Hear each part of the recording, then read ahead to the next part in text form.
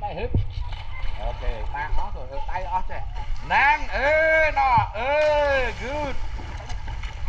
Tay hồi ó rồi, chắc. Nang, mũi nó, con mà du tí đó. Con mà du tí đó.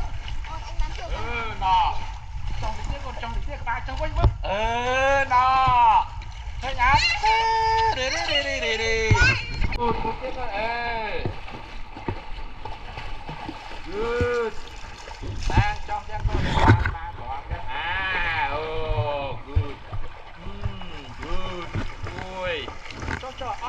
Cho bà đang cho còn nắng quá ok đi. Còn nắng ok bây giờ đón cho con thứ ba nó là to rồi mua cho to lắm rồi mẹ ơi to đây cái con ba đây cái gì